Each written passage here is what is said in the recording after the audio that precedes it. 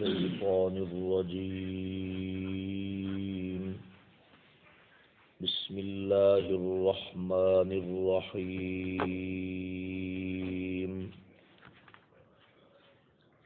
للرجال نصيب مما ترك الوالدان والأقربون وللنساء نصيب مما ترك الوالدان والأقربون مما قل منه أو كثر نصيبا مفروضا۔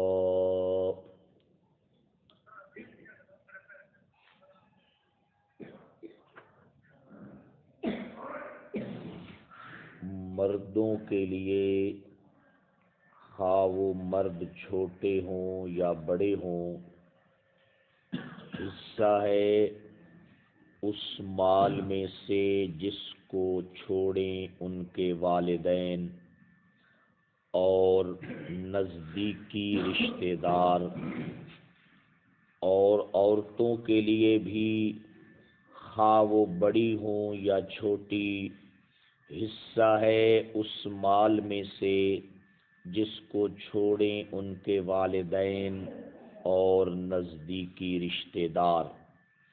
اس چیز میں سے خواہ وہ تھوڑی ہو یا زیادہ ہو، حصہ مقرر کر دیا گیا ہے اللہ کی جانب سے۔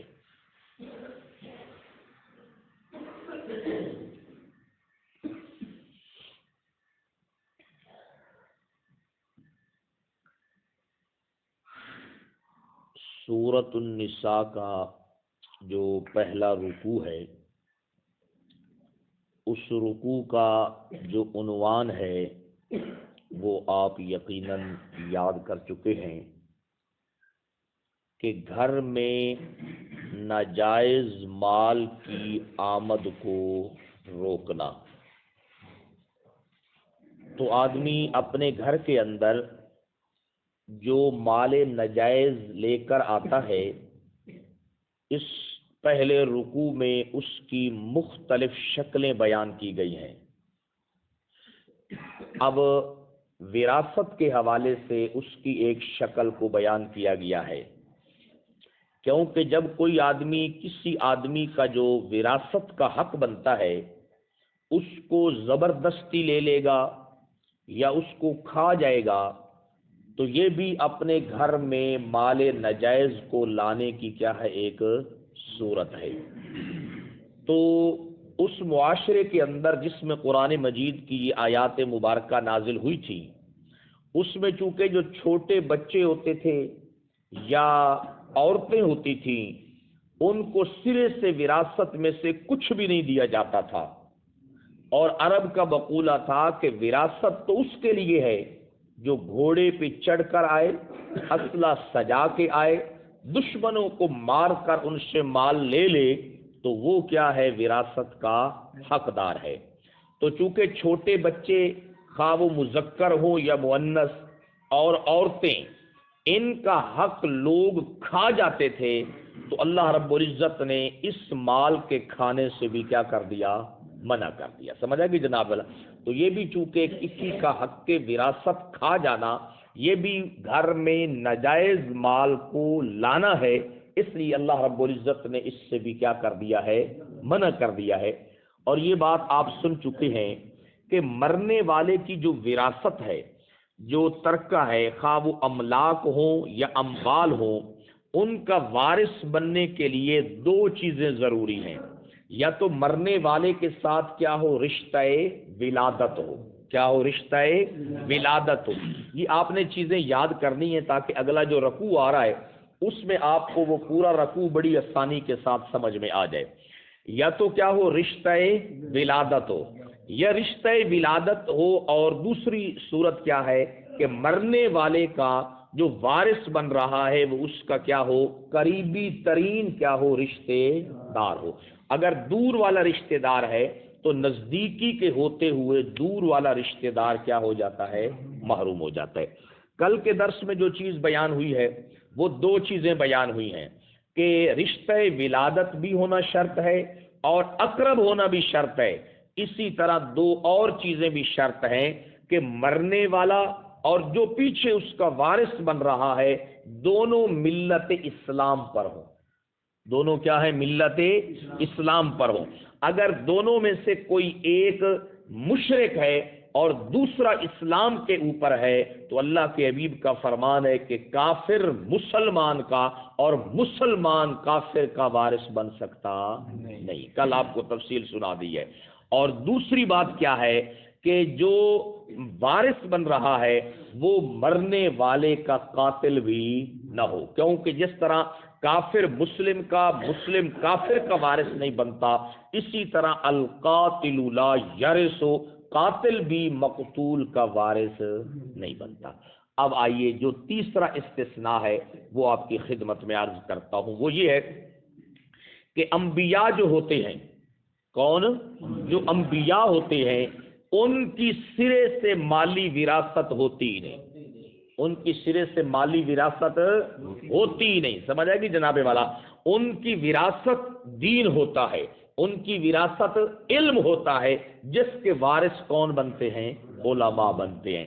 جس طرح کہ بہت مشہور حدیث ہے اور مسلم بین الفریقین ہے جناب والا، جس میں کسی بھی کلمہ پڑھنے والے طبقے کا کوئی اختلاف نہیں ہے کہ اللہ کے حبیب صلی اللہ علیہ وسلم نے فرمایا العلماء ورثۃ الانبیاء، کہ علماء انبیاء کے کیا ہیں بھائی؟ وارث ہیں۔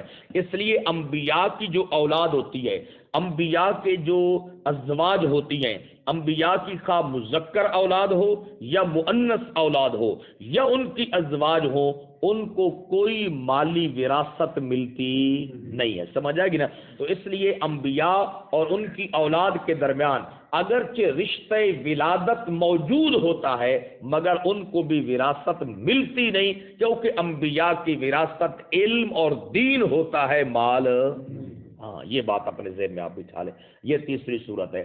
ہاں انبیاء جو ہوتے ہیں نا، اگر ان کے اوپر جو ان کے والدین ہیں وہ نبی نہ ہو تو وہ اپنے باپ کی وراثت کے وارث بنتے ہیں، اگر ان کے اوپر ان کا باپ بھی نبی ہو تو پھر وہ بھی وارث نہیں بنتے، سمجھ آئے گی؟ جس طرح آپ دیکھ لیں حضرت یعقوب علیہ السلام کو دیکھ لیں، حضرت اسحاق علیہ السلام کو دیکھ لیں کہ آگے ان کے بیٹے یعقوب علیہ السلام ہیں اور اسحاق علیہ السلام سے اوپر ان کے باپ کون ہیں؟ جناب ابراہیم خلیل اللہ علیہ السلام۔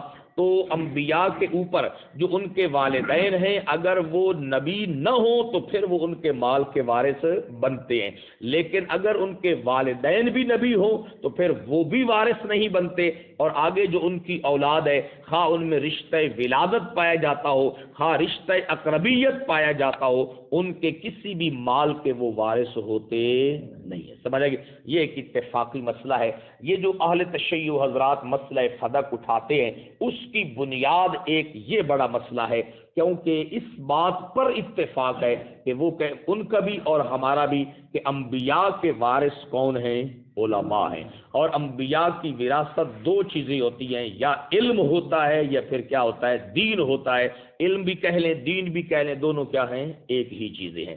اس سلسلے میں کچھ میں وہ احادیث پاک آپ کی خدمت عالیہ میں عرض کر دیتا ہوں تاکہ آپ کو پتہ چل جائے۔ یہ بھی استثناء ہے، اس مسئلے کو آپ نے یاد رکھنا ہے۔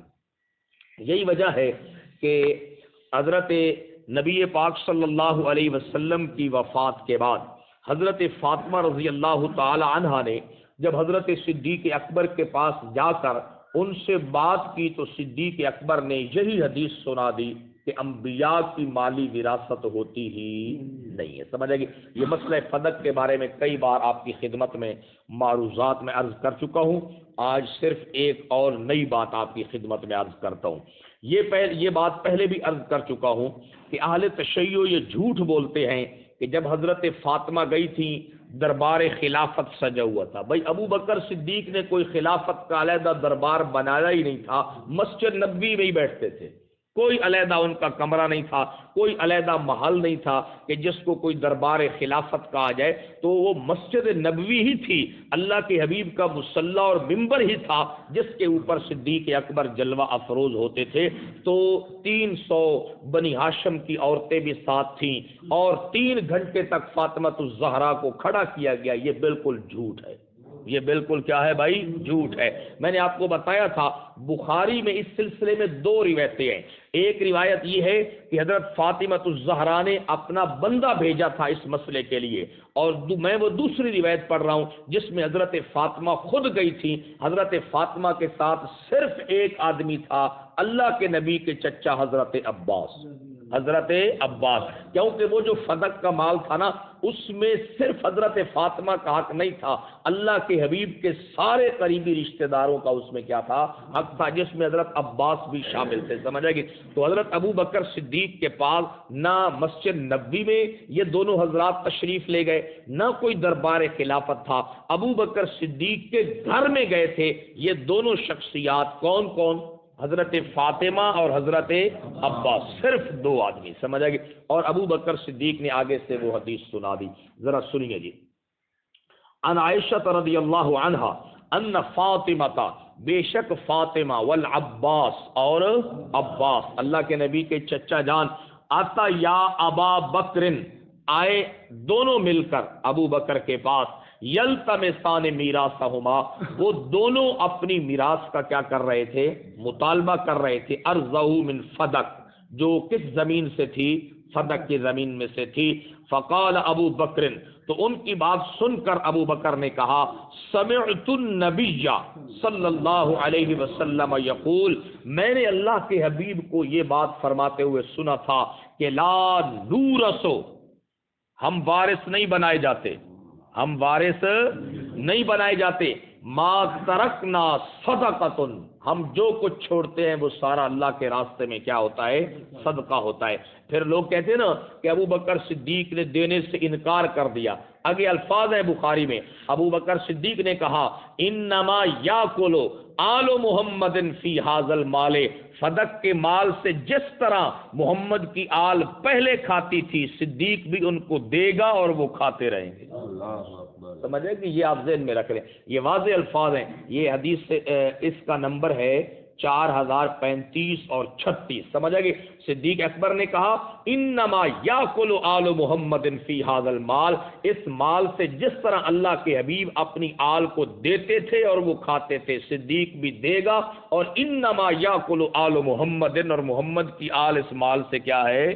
کھاتی رہے گی، سمجھ آ گئی؟ اور پھر آگے بڑی عجیب بات فرمائی صدیق اکبر نے، کہنے لگے عباس اور فاطمہ، واللہ، اللہ کی قسم، لقرابۃ رسول اللہ احب الی ان اصل من قرابتی، مجھے اپنی رشتہ داری کو جوڑنا اس سے زیادہ محبوب ہے کہ میں مصطفیٰ کی رشتہ داری کو جوڑوں۔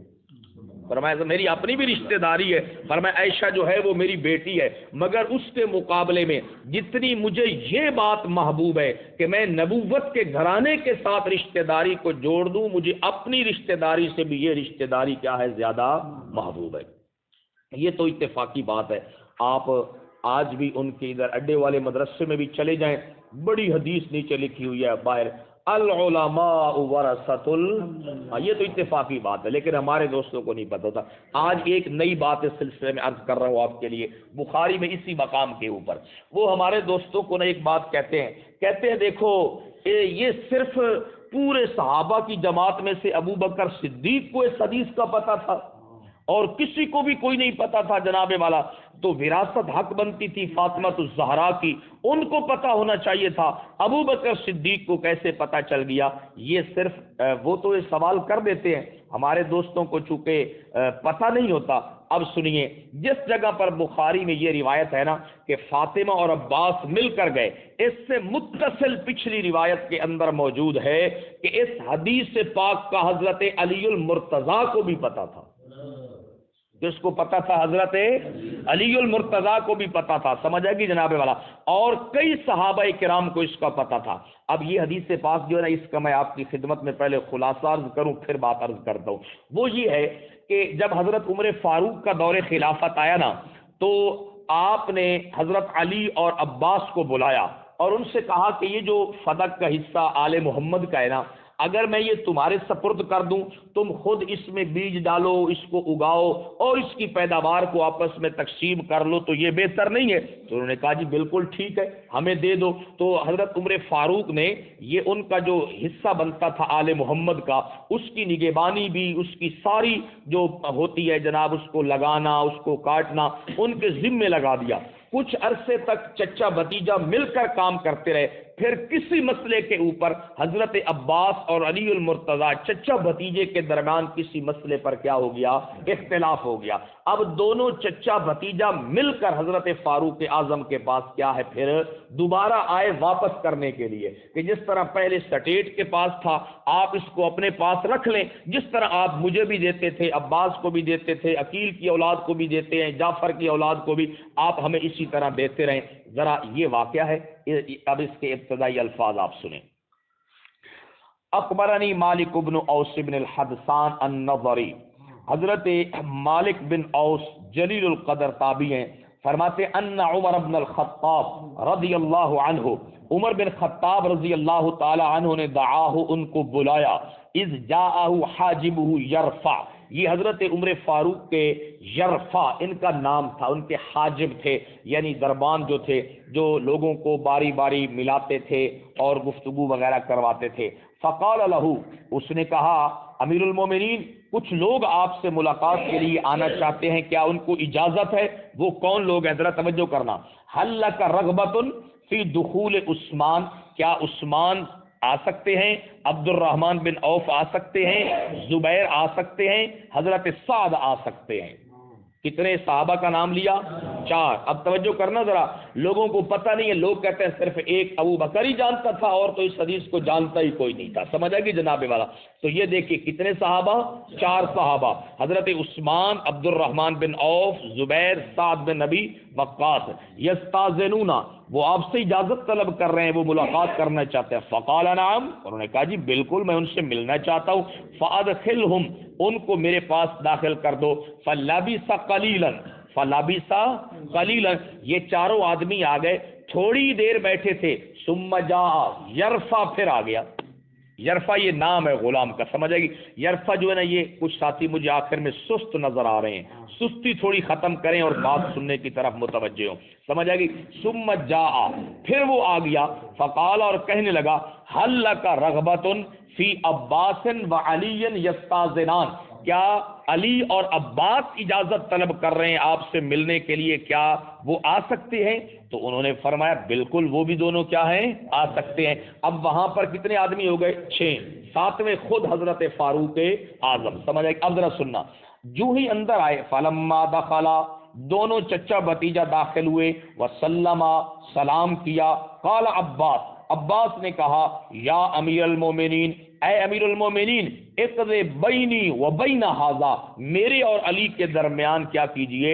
فیصلہ کیجئے۔ وہما یختصمان فی الذی افاء اللہ علی رسولہ من مال بنی النذیر، اللہ نے اپنے رسول کو جو مال فے دیا تھا، اس میں جو ان کا حصہ تھا، اس سلسلے میں چچا بھتیجے کا آپس میں کیا ہے؟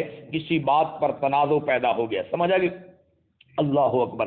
جب حضرت عباس نے یہ بات کی نا، فقال الرہط، تو وہ جو جماعت 4 آدمیوں کی پہلے بیٹھی ہوئی تھی، انہوں نے بھی کہا، یا امیر المومنین، اے امیر المومنین، اقض بینہما، ان دونوں کے درمیان فیصلہ کر دیجئے، وارح احدہما من الآخر، ان کے درمیان یہ فیصلہ کر کے ان کی ناراضگی کو ختم کر کے ان کو راحت پہنچائیے۔